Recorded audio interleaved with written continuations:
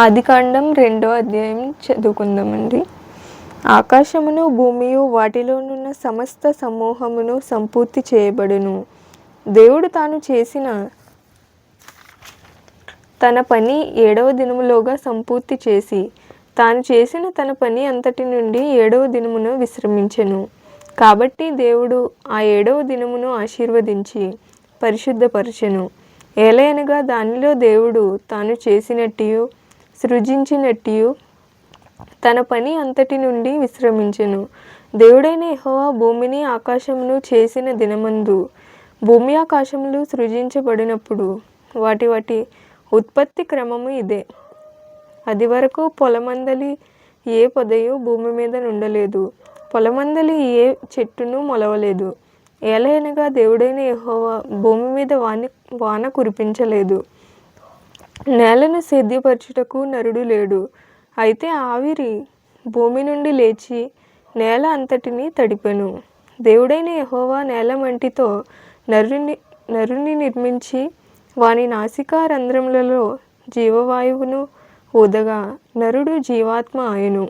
దేవుడైన యెహోవా తూర్పున ఏదెనులో ఒక తోట వేసి తాను నిర్మించిన నరుని దానిలో ఉంచెను.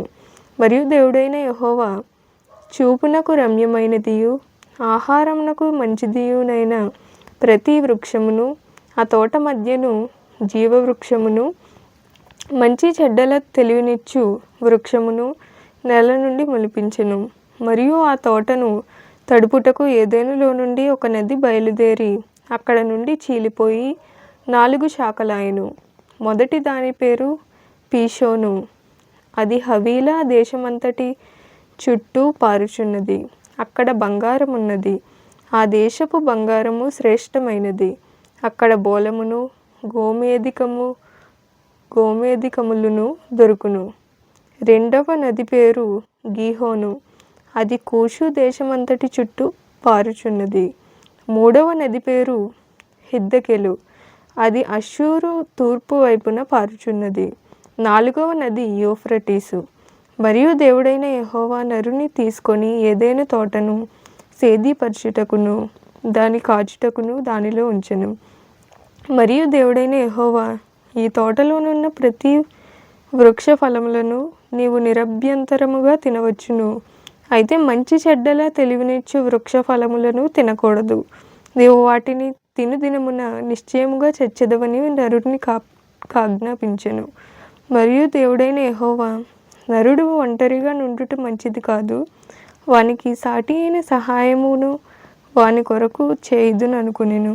దేవుడైన యెహోవా ప్రతి భూజంతువును ప్రతి ఆకాశ పక్షిని నేల నుండి నిర్మించి ఆదాము వాటికి ఏ పేరు పెట్టునో చూచుటకు అతని యొద్దకు వాటిని రప్పించెను. జీవము గల ప్రతిదానికి ఆదాము ఏ పేరు పెట్టెనో ఆ పేరు దానికి కలిగెను.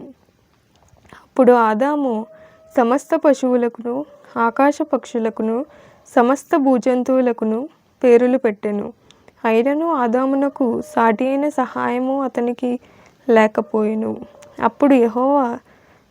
అప్పుడు దేవుడైన యెహోవా ఆదామునకు గాఢనిద్ర కలుగజేసి అతడు నిద్రించినప్పుడు అతని ప్రక్కటెముకలలో ఒక దానిని తీసి ఆ చోటును మాంసముతో పూడ్చివేసెను.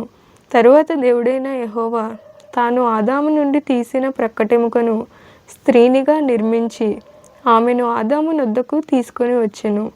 అప్పుడు ఆదాము ఇట్లనెను, నా ఎముకలలో ఒక ఎముక, నా మాంసములలో మాంసము. ఇది నరునిలో నుండి తీయబడెను గనుక నారి అనబడును. కాబట్టి పురుషుడు తన తండ్రిని తన తల్లిని విడిచి తన భార్యను హత్తుకొనును, వారు ఏక శరీరమై ఉందురు. అప్పుడు ఆదామును అతని భార్యయు వారిద్దరూ దిగంబరులుగా నుండిరి. అయితే వారు సిగ్గు ఎరుగక ఉండిరి. దేవుడి పరిశుద్ధ వాక్యం దించునుగాక. ఆమేన్. మార్గము చూపుము ఇంటికి, నా తండ్రి ఇంటికి, మాధుర్య ప్రేమ ప్రపంచము చూపించు కంటికి, పాప మమతల చేత పారిపోయిన నాకు ప్రాప్తించే క్షామము, పశ్చాత్తాపము నుండి తండ్రిని క్షమగోరుచు పంపుము క్షేమము. ప్రభునేదో సిలువ ముఖము చెల్లని నాకు పుట్టించే ధైర్యము, మార్గము చూపుము ఇంటికి, నా తండ్రి ఇంటికి. ధనమే సర్వం బనుచు సుఖమే స్వర్గం బనుచు తండ్రిని వేడితి, ధరణి భోగములెల్లా బ్రతుకు ధ్వంసము జేయ దేహినిను చేరితి, దేహి అని నీ వైపు చేతులెత్తిన నాకు దారిని చూపుము, మార్గము చూపుము ఇంటికి, నా తండ్రి ఇంటికి.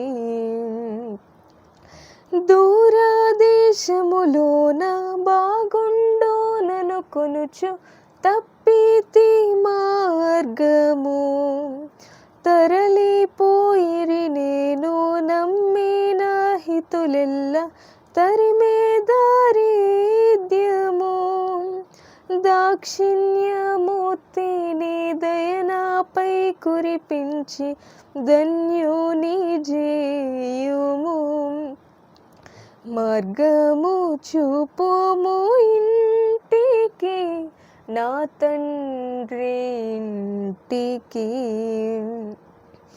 అమ్ముకుంటిని నేను అదమూడొకనికి నాడు ఆకలి బాధలో, అన్యాయమైపోయే పందులు సహ వెలివేయ అలవడెను వేదన, అడుగంటే అవినీతి మేల్కొని మానవత ఆశ్రయము గూర్చుము, మార్గము చూపుము ఇంటికి, నా తండ్రి ఇంటికి.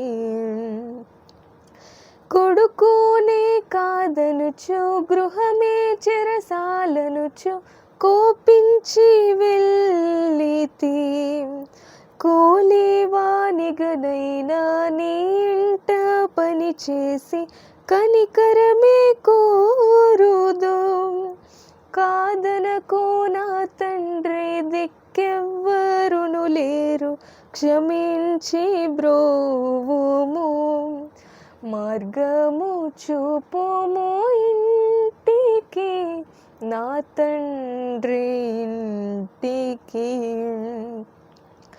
నా తండ్రి నన్ను చూచి పరుగెడుచు తెంచి నాపై బడి ఏడ్చెను, నవజీవమును గూర్చి ఇంటికి తోడ్కొని వెళ్ళి నన్ను దీవించెను, నా జీవిత కథయంతా యేసు ప్రేమకు ధరలో సాక్ష్యమయ్యుండును, మార్గము చూపుము ఇంటికి, నా తండ్రి ఇంటికి. హల్లెలూయా.